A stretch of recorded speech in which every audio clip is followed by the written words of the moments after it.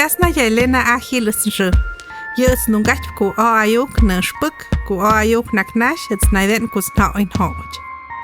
Yus kahandot mar shunapat kumut hoj hyat kibat de biotsanayep noem.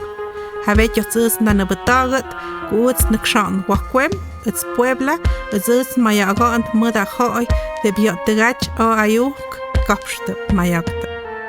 Tigip chuktuk tagachet ha ayuk pat kumut hoj yat kapst noem. Ayuk gets hain gapsp. Havet amajan osnaktung pala zdens mud mayagon ha hoj punet tagachet ayuk yak yapst.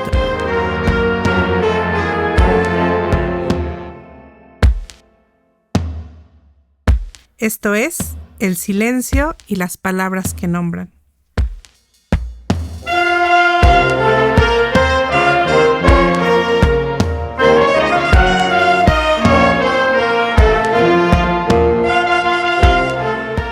Navy y Koinin, que tu interior sea muy fuerte por lo que te voy a decir. Nubi y Koinin, que tu alma sea muy grande por lo que te voy a decir.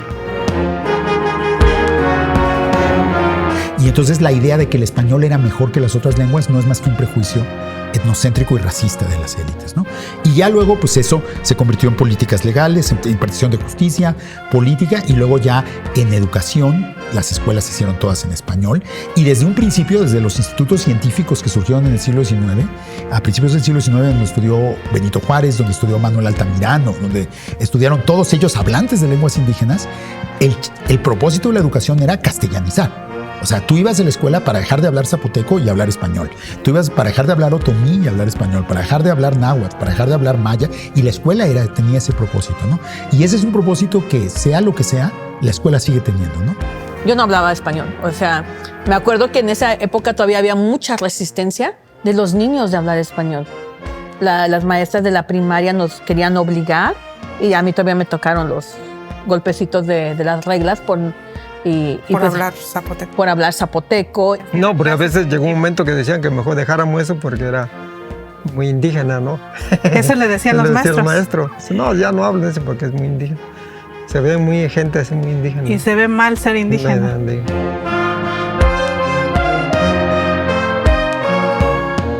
Desafortunadamente, mucha de la violencia que también vivimos en este país es uno de los factores justo es la pérdida de esas conexiones, de esos códigos lingüísticos en las comunidades. Y creo que eso es algo fundamental que tenemos que tener presente todas y todos los que hablamos una lengua indígena.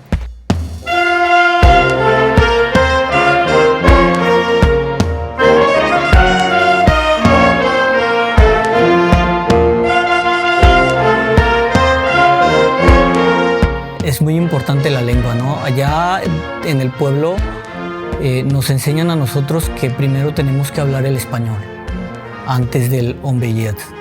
Y eso es porque se tiene la idea de que para sobresalir, para encontrar otro trabajo mucho mejor, aparte de la pesca, tiene uno que aprender el español, que afuera no le sirve para nada la lengua ombeyet. Porque pues el Estado está logrando su objetivo de desaparecer las lenguas. Y sin lengua, pues pierdes una gran parte de tu identidad. Bueno, yo al menos tuve la fortuna de ser, ¿cómo le llaman? Bilingüe de cuna.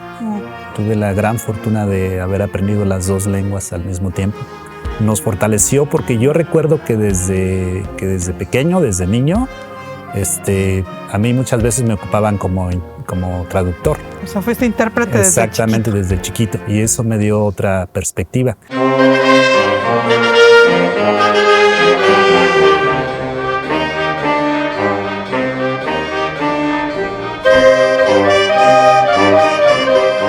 Nosotros vemos la interpretación como un derecho humano, no como un servicio. O el derecho que tienes como persona que está llevando un juicio es poder conocer, ¿no? Cómo se está desarrollando, de qué te están acusando, en qué etapa vas, todas las pruebas que se tienen en tu contra, como toda esa parte.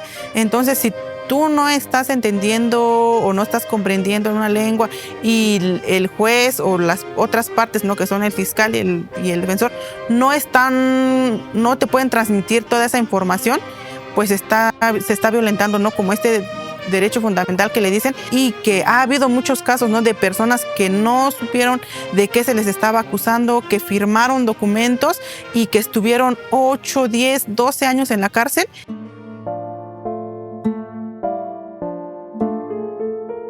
Pues por un lado, yo diría que la diversidad lingüística es uno de los hechos históricos fundamentales de lo que ahora llamamos México, ¿no? O sea, la diversidad lingüística es muy anterior a esa entidad política que tiene apenas 200 años que llamamos el Estado mexicano. Es anterior al régimen colonial, es anterior al imperio azteca, suponiendo que haya existido eso. Es anterior o sea, es una cosa que desde siempre ha existido en México.